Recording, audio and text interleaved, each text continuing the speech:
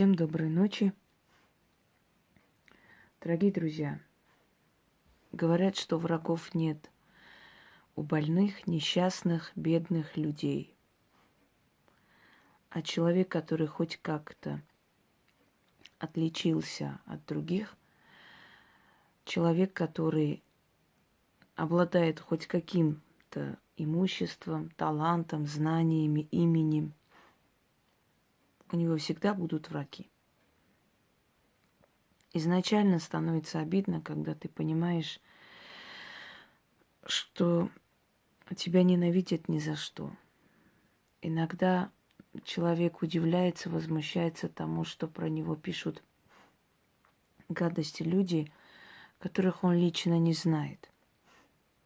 То есть, если он более-менее именит, то читает о себе очень грязные высказывания от людей, которые никогда не видели его, никогда не общались с ним, но с такой уверенностью говорят о нем такую гадость, что просто диву даешься, как возможно, не зная человека, так ненавидеть человека и такое придумывать с такой ненавистью, с такой завистью, желанием порочить его имя. Но, к сожалению, это существует. Есть люди, озлобленные на жизнь, которые ищут конфликты, чтобы излить всю свою горечь внутреннюю. Есть люди, неудачники, неудавшиеся люди. Есть люди ленивые, есть люди грязные в душе. Но как бы там ни было, люди разные, и поведение у них разное. И они не задумываются о том, что за все приходится платить. Они думают, авось пронесет. Это потом. Потом, может быть. А сейчас я сделаю свою подлость и получу удовольствие. Но, как мы знаем, жизнь быстротечна. И через некоторое время эти люди получают то, что сделали. И есть такая армянская притча, когда один бедняк ходит и просит есть. И одна такая сварливая, злая женщина думает, как же он надоел тут ходить, просить хлеб. Зовет этого бедняка, сажает рядом и говорит, подожди немного, я пеку хлеб, сейчас испеку и дам тебе горячий хлеб. Бедняк покорно садится, ждет. Она перемешивает тесто, добавляет туда яд, печет хлеб и отдает бедняку. Бедняк хотел съесть хлеб, но подумал, слишком горячий, пускай немножко остынет. Я еще успею, у меня дорога длинная. Идет по дороге, садится под дерево, собирается уже есть. И тут мимо проходит молодой человек, уставший, со своим конем, груженный древесиной из леса, и говорит: дядя, ты собрался кушать, я смотрю. Можно я попрошу тебя кусок хлеба? А то я дома забыл взять еду, и голодный, сил нет идти. Он его приглашает, сажает рядом, отдает хлеб и говорит: ешь, сынок, ешь весь хлеб, я сытый, я не хочу. Молодой человек жадностью накинулся на хлеб, съел и пошел домой. Но на полпути ему стало плохо, он упал и умер.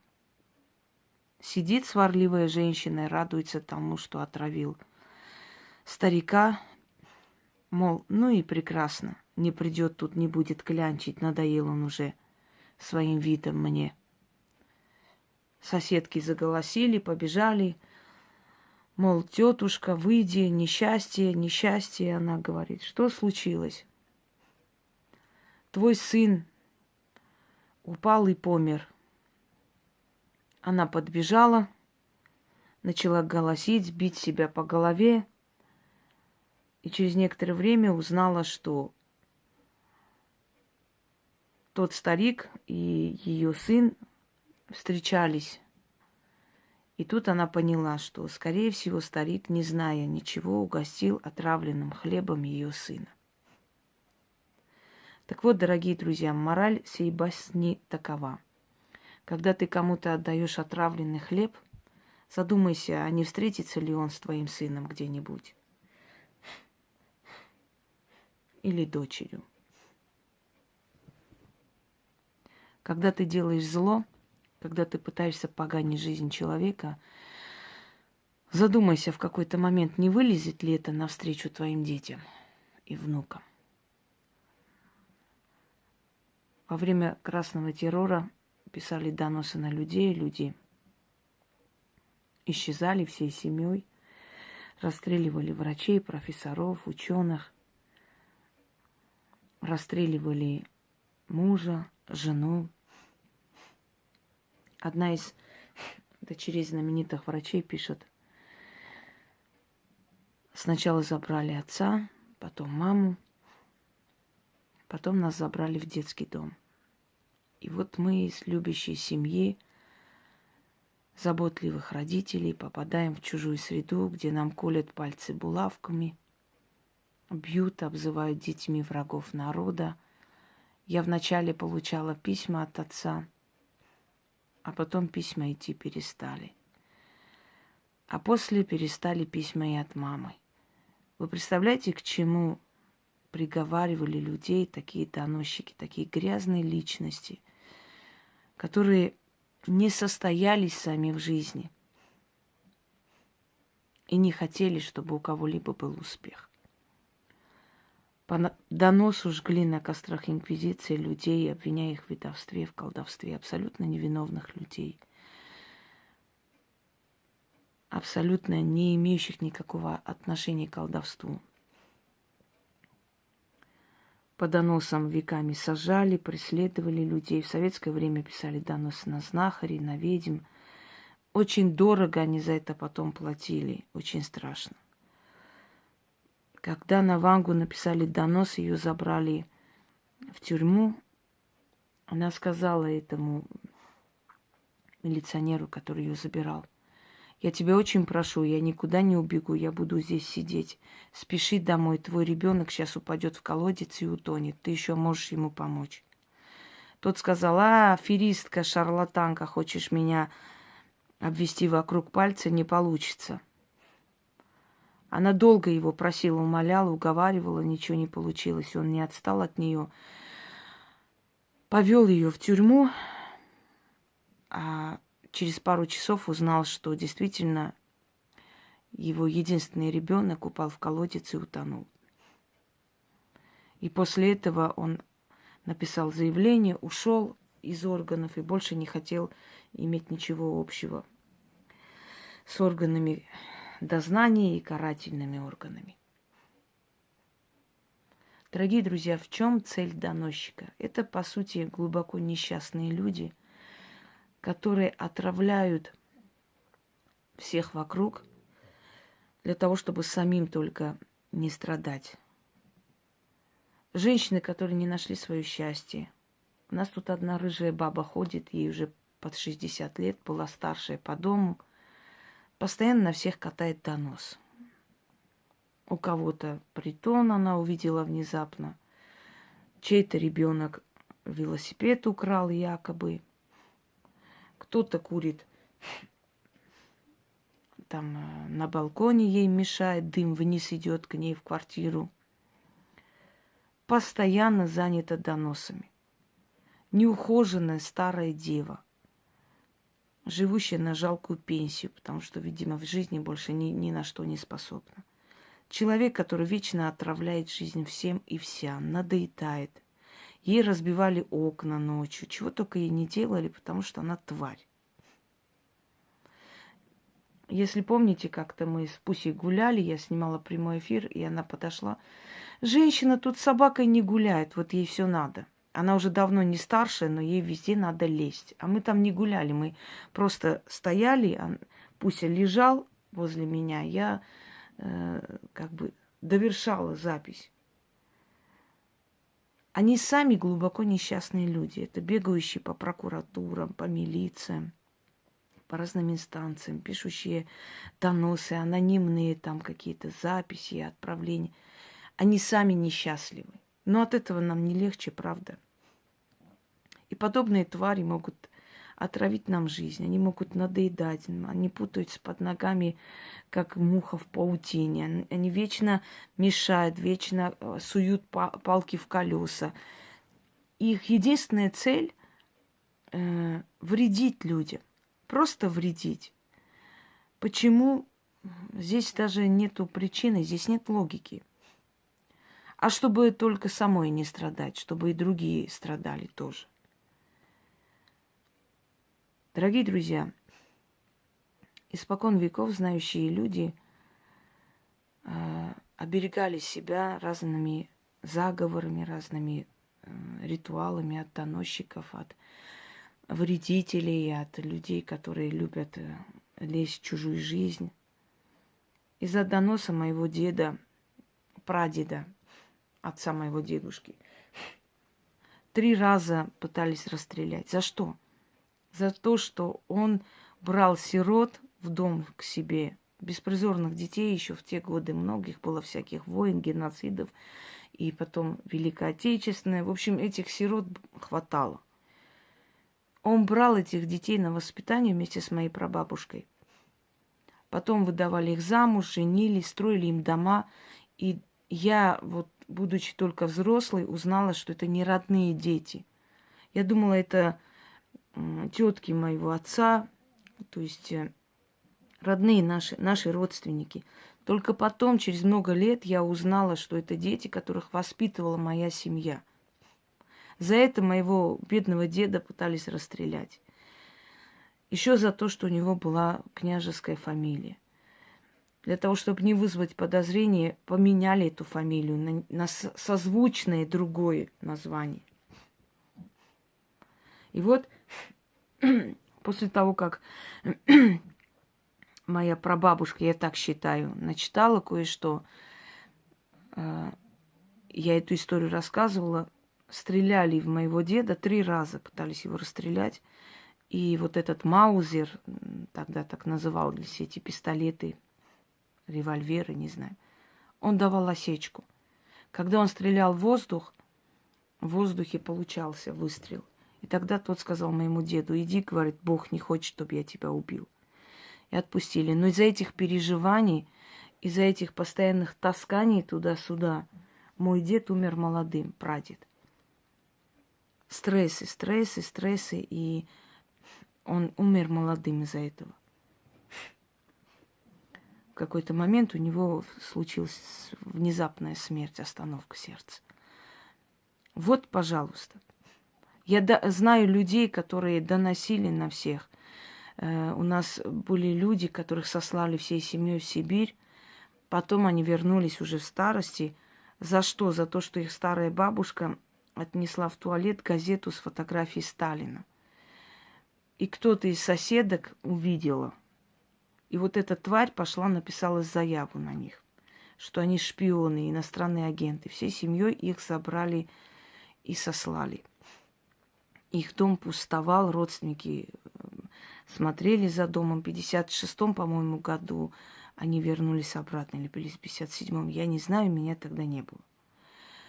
И вот эта семья доносчиков, дорогие друзья, вот они не только на них доносили, они много на кого доносили, и по их доносам посадили одного из наших дальних родственников ни за что. Так вот, эта семья, дорогие друзья, у них постоянно умирали первенцы.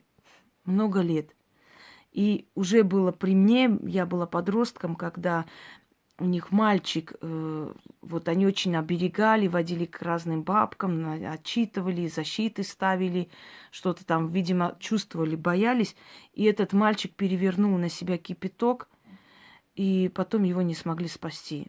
Он весь обварился, говорят, прям до мозга дошло. В общем, не смогли спасти. Красивый, хороший ребенок. Ребенок заплатил за проделки своих предков, понимаете?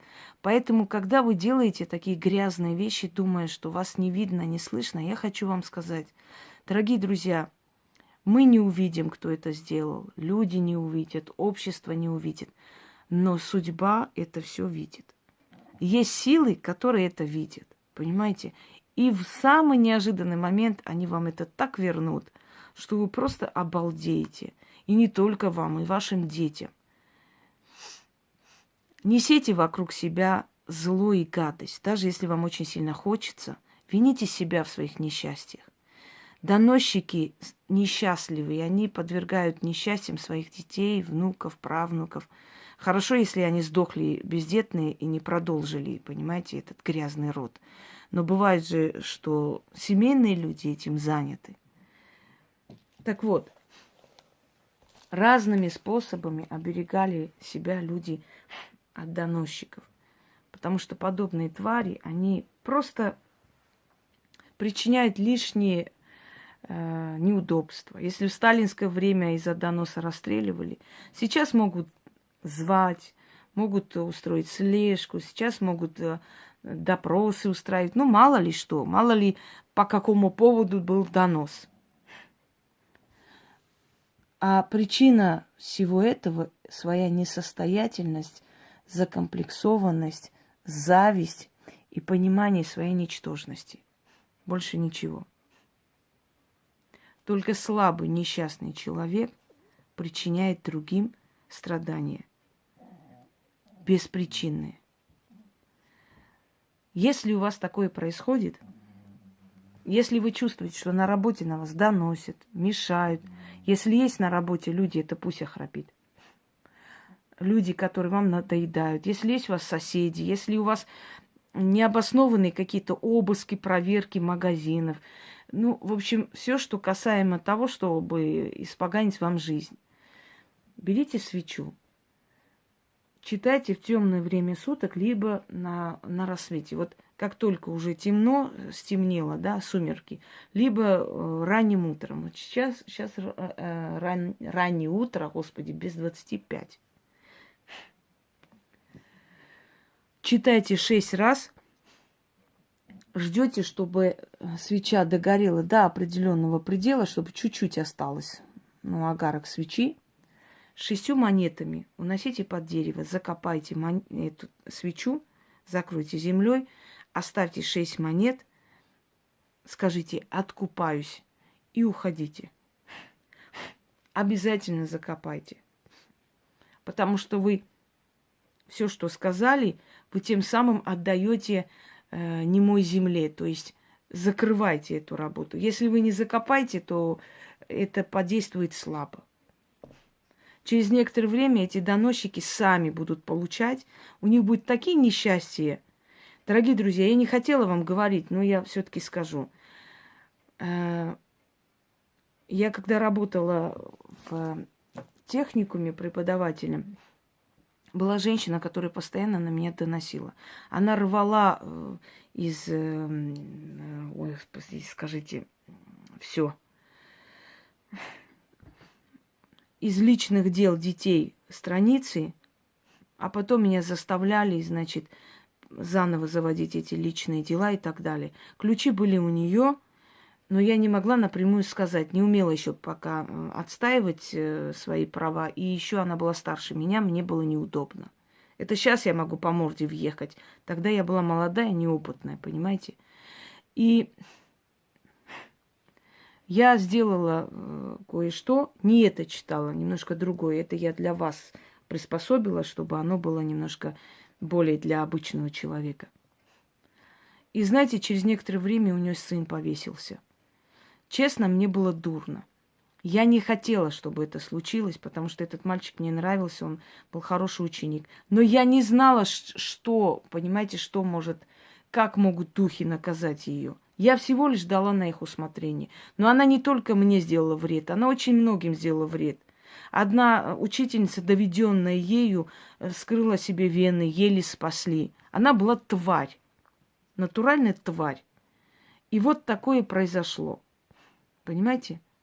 Так что имейте в виду, мои работы очень сильные. Если человек вас достал, не жалейте, накажите его. Это не вы наказываете, это наказывают духи за вас.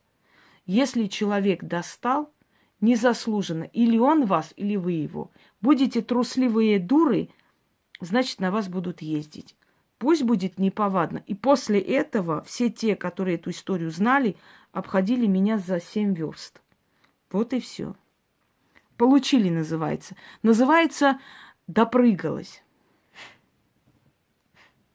Читаю. 6 раз. Распустите волосы, садитесь, успокойтесь. Представьте фотографию человека, то есть лицо того, на кого читаете. А если вы не знаете, кто доносит, читайте просто. Духи найдут, они знают. Мои стены — горизонт. Потолок мой — небо, а пол — земля. За спиной моей — лунная матерь. Впереди стоит могучий хранитель. Порог мой каменный, окна глухие, двери чугунные. Вокруг меня колдовской забор, а на челе моем сохраняющий запор. Не смейте, враги, ко мне подступать. Не вздумайте имя мое напрасно на ядовитом языке трепать. Иначе вас будут беды искать, иначе вас будут духи терзать. Кровью своей, а не моей, захлебнетесь. Кости ваши раздробятся, мозг колом станет, пока доносчик от меня не отстанет. Спиридон солнцеворот, ты воротишь солнце и луну. Как так ты и крути, так ты и отверни доносчиков, супостатов, говорунов, клеветников, казенного, али иного, доносчика, подслушника. Кто будет около меня крутиться и мне погибели искать, тому разум потерять, тому сдохнуть, с места не встать. Только лихое помыслит, зло подумает, грамоту напишет, тому гвоздь в пятки, тому кол в язык, тому шипцы в ресницы, огонь в чрево, слезы из глаз, да сатане в преисподню. Их словам немота, их мыслям пустота. Пламя под язык запираю, задвигаю, ключ, запор, замок, язык заклинаю. Почитайте это.